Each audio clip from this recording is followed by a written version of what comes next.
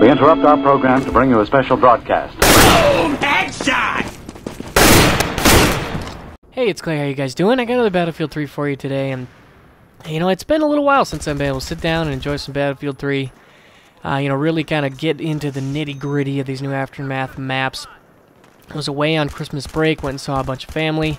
It was a very fun time, you know, but it's one of those things where you're kind of always doing something. You're always seeing somebody, talking to somebody, and watching a whole bunch of Christmas movies and Chevy Chase and Home Alone, all that good stuff. You know, but now it's time to get back, and I got a couple of weeks left on break before I have to go back to class, and I'm really excited to just really dive in to these Battlefield 3 Aftermath maps. You know, and actually this map here, I have no idea what any of the names of the maps are. I've never really been good with that, but I really like all of them. I mean, like, it's honestly one of those things where it's like, wow, these are really, really good. I mean, they're extremely fun to play. You know, this rush match here was really, really fun.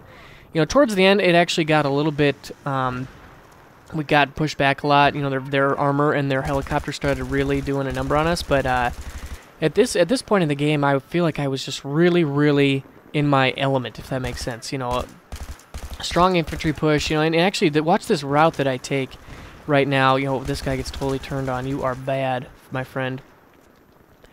But this huge flank route that I take, you know, looping all the way around this right side, and eventually to try to get back at this far back, I believe it's the AAMCOM, or maybe it's B, I'm not really even sure. But, you know, this type of flanking is so nice. It's so perfect, and yet the maps are also very confined in a good way. It's the B-bomb. You know, they're confined in a good way. They funnel traffic in a very good way. And yeah, overall, I'm really, really loving them. Maybe I'll talk a little bit more as I go, but, you know, I got a lot of new crazy stuff to talk about. You know, I actually got some new peripherals. I got a new keyboard and mouse, which I'm really excited about. For a long time, I had been using this Logitech keyboard, which was this crappy $20, you know, not really that old school, because old school is technically mechanical, but, you know, just kind of this crappy, cheap keyboard that I never really liked. And I was using the, I believe it's the MX518. I've got it in the drawer here. But it is actually a really good mouse. But the cord started to, like, I'm pretty sure, I read on forums that the cord starts to kind of die out a little bit. And that was what I was experiencing.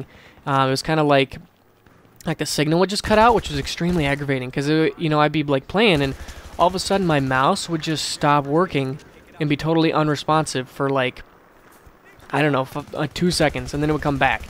You know, it's just really, really bad. Could not play with that. So I had to get a new mouse. I got the Razer Death Adder. Heard a lot of good things about Razer products, and so far I'm really, really liking it. It's, you know, the mouse especially is really, it's crazy how attached you get to it. And just little things like the way it feels. I actually really like the way the Death Adder feels in my hand, but,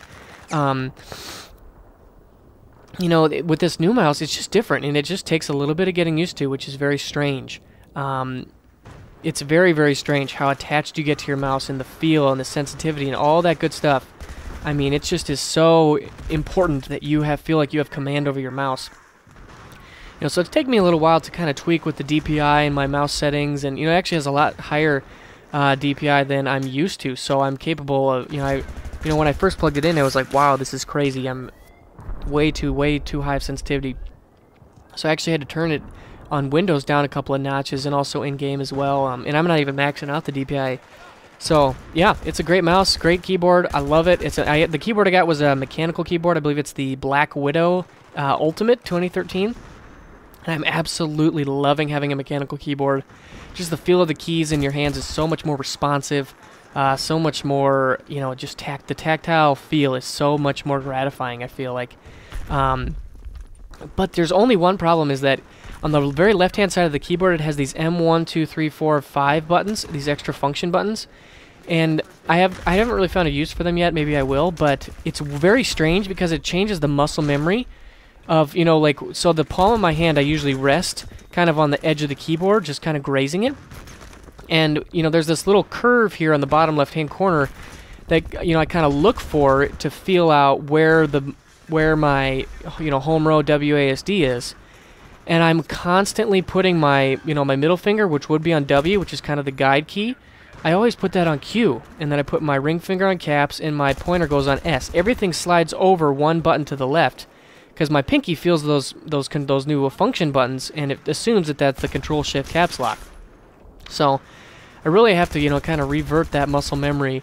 It's a strange thing, but it actually has really been crazy, because when you're expecting to run forward, all of a sudden you are, pressing Q to spot, and when you're trying to hit 1 to pull out your primary weapon, you end up hitting tilde, and then you lock up because you go into the console. So it just has been a little bit crazy, but that's okay. I'm really glad that I got these new peripherals.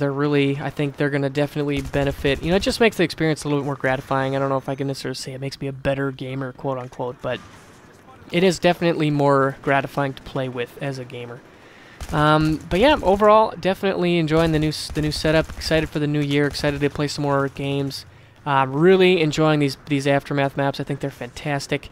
And then just having a fantastic time playing some Battlefield 3 over my break. So it's just felt good to sit down, do another commentary, talk to you guys, see how you guys are doing, if you're still playing Battlefield 3. But I'm going to wrap things up here, and I hope I'll see you guys again soon. Bye.